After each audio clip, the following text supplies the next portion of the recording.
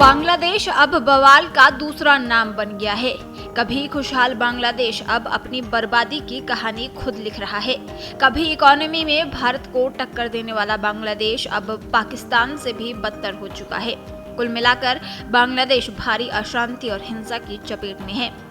बांग्लादेश में चल रहे हिंसक प्रदर्शनों के बीच एक और हिंदू युवक की हत्या कर दी गई।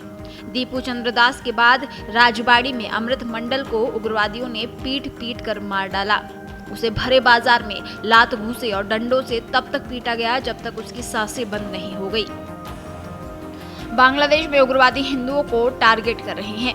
आए दिन मासूमों के घर जलाए जा रहे हैं और अब तक 2 हिंदू युवकों की पीट पीट कर हत्या कर दी गई है। 18 दिसंबर को दीपू चंद्र दास को पहले लात घूंसों से दर्दनाक मौत दी गई, फिर उसके मृत शरीर को पेड़ से बांधकर आग लगा दी गई।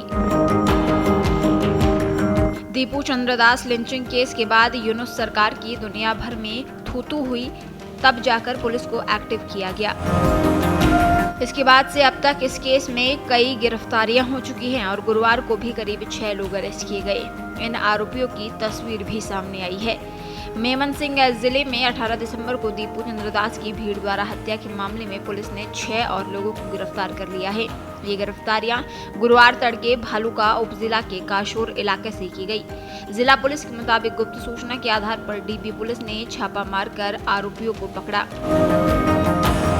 पकड़े गए लोगों में से ताकबीर सुनेमगंज का रहने वाला है। इसके अलावा रूहुल अमीन ठाकुरगांव से है। नूर आलम सदर उपजिला का निवासी है। शमीम मियां मेमनसिंह जिले के ताराकांदा उपजिला से है। सेलिम मियां नोआखाली का है और मसूम खलाशी मदारीपुर जिले से है। पुलिस ने बताया कि ये सभी आरोपी दीपू पर नौकरी छोड़ने का दबाव बना रहे थे। इन नई गिरफ्तारियों के बाद इस मामले में अब तक कुल 18 लोगों को पकड़ा जा चुका है। दीपू के केस में अब तक कई चौंकाने वाली बातें सामने आ चुकी हैं। दावे के मुताबिक दीपू पर ईशनिंदा का आरोप लगाकर उससे फ्लोर मैनेजर ने पहले इस्तीफा लिया। उसकी नौकरी छीनकर भी जी नहीं भरा तो मैनेजर ने उसे सीधा उग्रवादियों की भीड़ के हवाले कर दिया। बताया जाता है कि दीपू किसी तरह जान बचाकर पुलिस स्टेशन पहुंच गया था, लेकिन वहां भी उसे कोई मदद नहीं मिली, बल्कि हैवानों के हाथों में उसे सौंप दिया गया, जिसके बाद उसकी पीट पीट कर हत्या कर दी गई। हैवानों ने फिर डेड बॉडी को पेड़ से बांध दिया और लाश को आग लगा दी। इस दौरान उनके अंदर की इंसानियत इस कदर मर गई थी कि इन लोगों ने अपनी हैवानियत की वीडियोग्राफी भी की। आपको बता दें, दीपू चंद्र दास की हत्या ने वहां रह रहे हिंदू परिवारों के डर को और बढ़ा दिया है। दीपू दास के भाई अपू दास ने उस दहशत और पुलिस की लाचारी को बयां किया। उन्होंने अपनी बेबसी जाहिर करते हुए कहा कि उनका परिवार अब बांग्लादेश में सुरक्षित महसूस नहीं कर रहा है। वे डरे हुए हैं।